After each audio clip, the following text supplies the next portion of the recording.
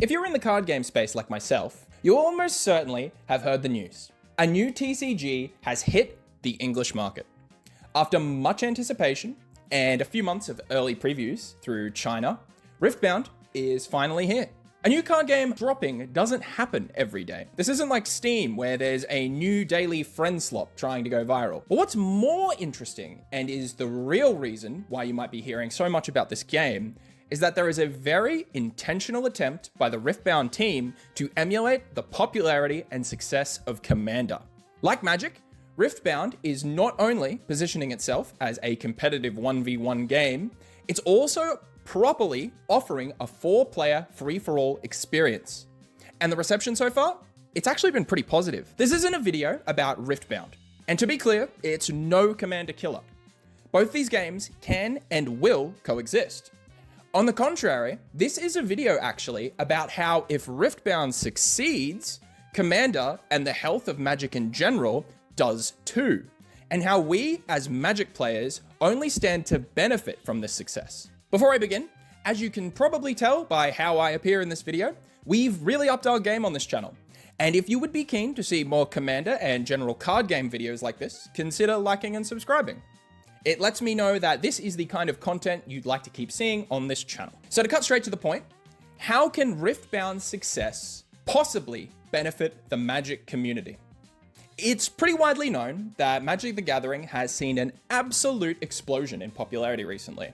Over the last 5 years, despite the death of Paper Constructed and ongoing attempts to revive it, Commander has picked up the slack and been a runaway success, becoming the most popular way to play the game.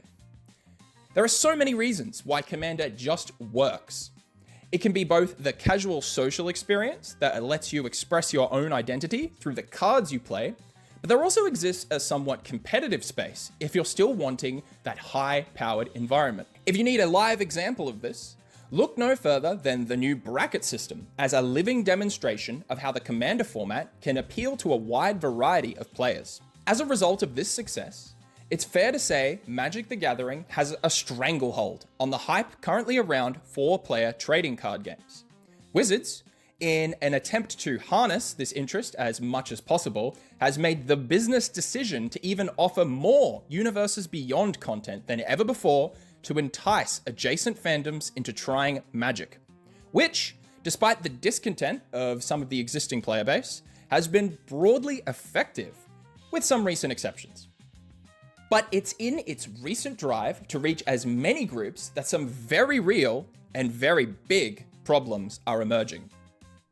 To put it bluntly, I've held the belief for a while that Magic the Gathering as a whole has been more focused on quantity rather than quality. This concern first began when I saw them announce 6 standard sets last year. At the time, I was skeptical that this was too much in a time frame, but was willing to give the benefit of the doubt, given the improvements to standard and overall high quality of the sets at the time. Now that we're approaching set number 6 of this year, we've still seen some knockout sets with obvious care put into them. But regardless, we've also seen the opposite, and my worries are starting to feel validated.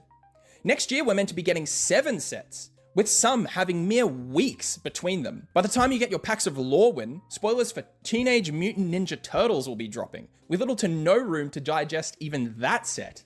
This is a side rant, but spoiler seasons used to be a periodic time of excitement, where cards would gradually roll out 1 to 2 a day over a few weeks.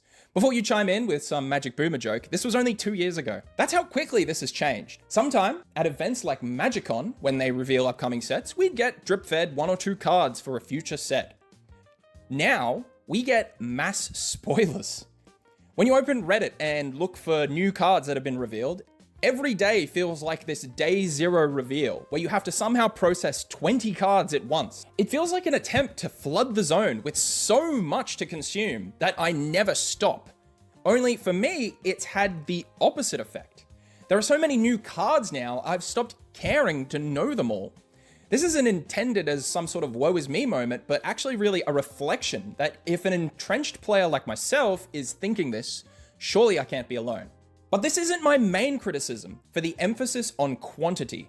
My real concern, and the reason why a potential rivalry with Riftbound would be a boon for Magic, is the impact it will force on Wizards to emphasize quality again.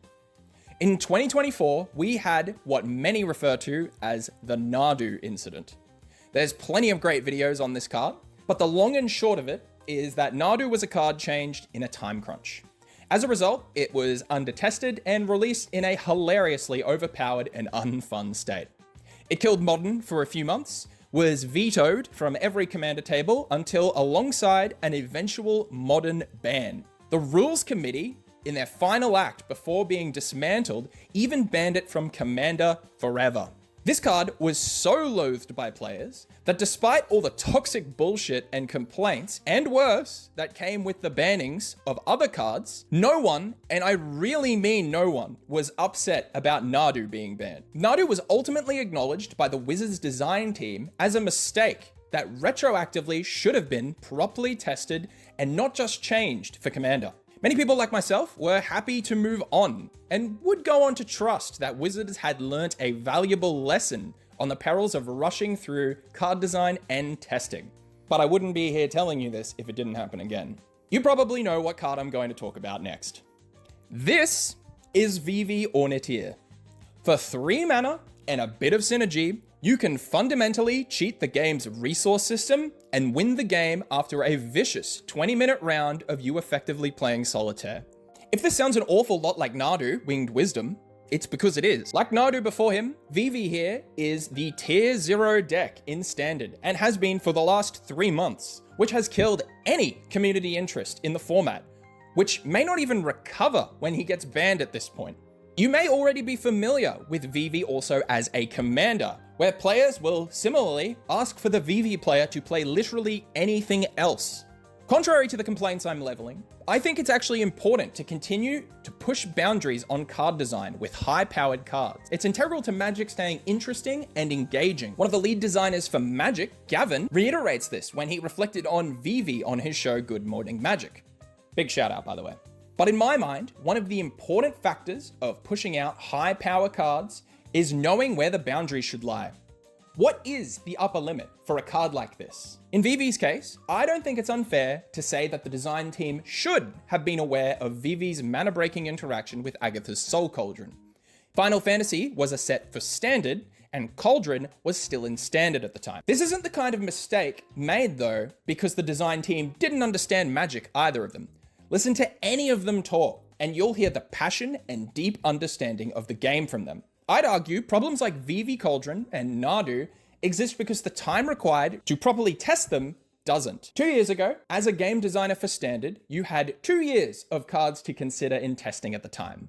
That was roughly 8 sets, and roughly up to 1,700 cards, give or take. Now, at the end of next year, we will have over 3 years of Standard cards with 20 fucking sets to consider. Not only do we have over double the cards, because there's 7 sets a year now, you now have half the time to test everything because sets are coming out more frequently. Imagine this is your job and you're being asked to do twice as much in half the time. It doesn't take a math genius to figure out this is cooked. This is exactly what I mean by quantity over quality. The executive of Wizards' pursuit of maximum sales is lowering the overall quality of the sets as they come out. It's like each set used to be a gourmet meal and is now just a half-finished burger. In all seriousness to Wizards upper management, let your team cook. With all this being said, a potentially bleak picture is actually starting to form.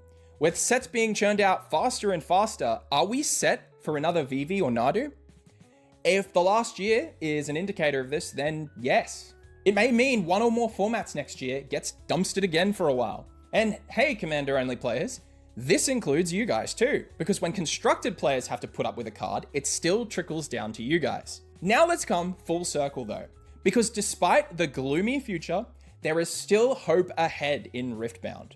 No, this isn't some grand exodus to get you to switch, but rather my support as a Magic player first. We want this game to do well. If Riftbound Free-for-All becomes a viable alternative to Commander, it introduces a little something to the Commander format and the company that manages it. The pressures of market competition.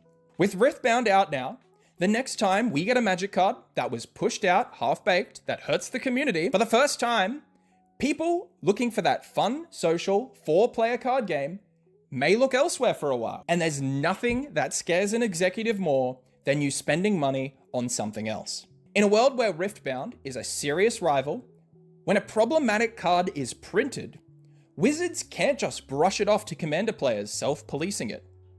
It will be on them to ensure it doesn't hurt player interest. The long-term change I anticipate from this isn't that they'll start banning. It's actually that cards will start to be released with a lot more polish and testing put into them. Whether this means we'll see less sets each year, or more likely, more resources put into the design team to assist them in testing, remains to be seen.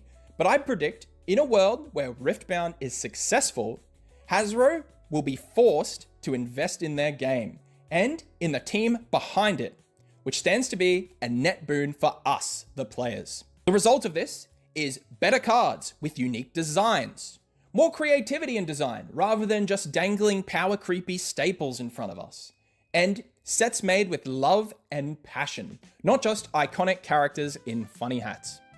Time will tell. I'll certainly be here to see it. In the meantime, I might dabble in a few Riftbound events here and there. It's certainly cheaper. As always, thanks for watching these videos. I am quite a fan of making videos like these. If there's a particular topic you want me to cover, please let me know. Otherwise, you can also catch me live on Twitch or on YouTube. I stream Mondays, Tuesdays, and Wednesdays. Till then, see everyone in the next one. Cheers.